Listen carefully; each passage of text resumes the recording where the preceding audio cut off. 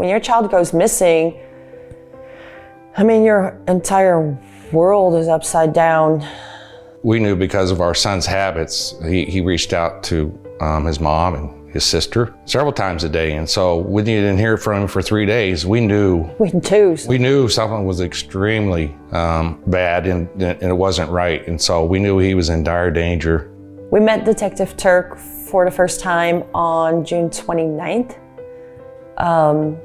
We had reported our son Christopher missing, and he came to talk to us about the fact that he was missing and what he was going to do to find him. So within about an hour, I was talking to the family, and I communicated with them probably daily.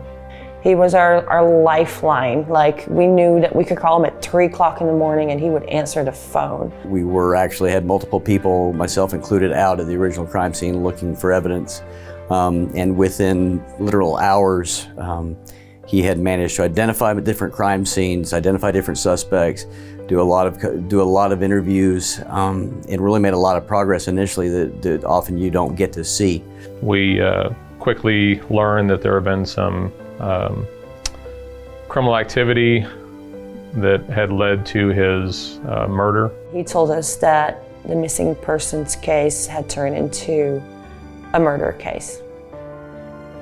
We knew that he had been killed, we knew roughly where he had been killed, and we knew who our suspects were in the case. That's where the hard part began. Through the cell phone triangulation and toll road pictures and stuff like that, they determined that that our son was in Manor somewhere. I don't know if you've ever seen the cornfields in Manor off of 290, but there's a lot of cornfields out there. It was just overwhelming to us. Jim went out there every day to look, and they came back totally cut up. We did 3 search operations, including fixed-wing aircraft, helicopters. Just a number of helicopters that were used during the search. I mean, it was... Of course, it was 100 and some degrees out there, and I remember Detective Turck being out in the middle of the fields in a suit and tie, going through the weeds looking for my son. We did these search operations, couldn't find him, so we told the farmers in that area who were harvesting the corn that we believed there was a body out there, and as they were harvesting, we asked them to contact us if they found anything suspicious. So on the morning of July 31st, I got a phone call from Manor Police Department. One of the farmers had in fact found a body and that the clothing matched the description of Christopher.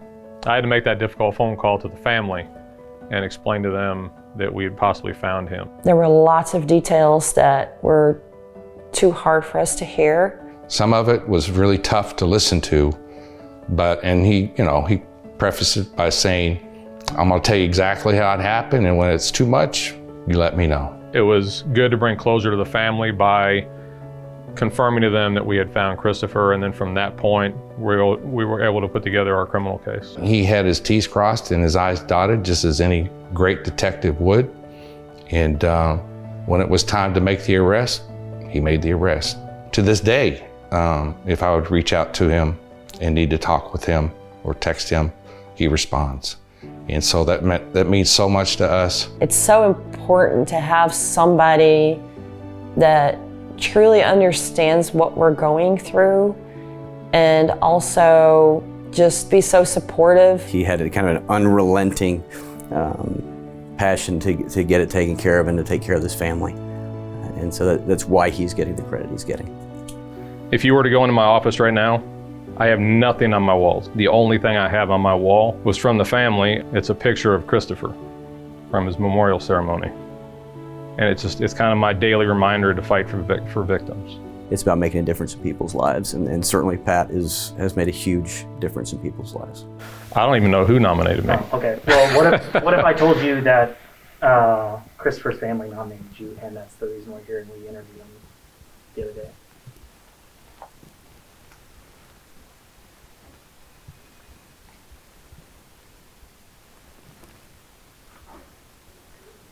They use the term hero a lot yesterday.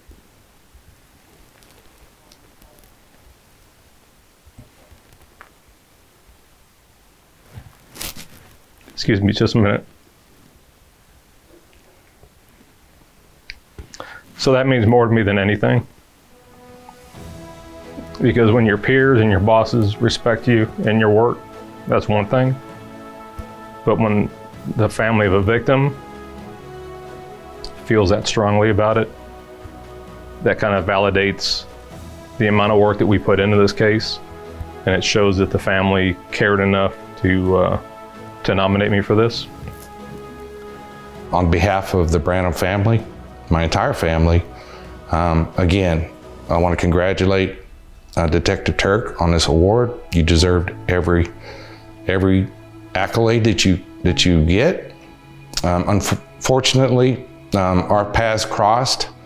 Unfortunately, our paths crossed, and it has to do with the tragedy of the murder of our son. But if we were going to have anybody that was going to be by our side, Detective Turck is the person that we would want, for sure.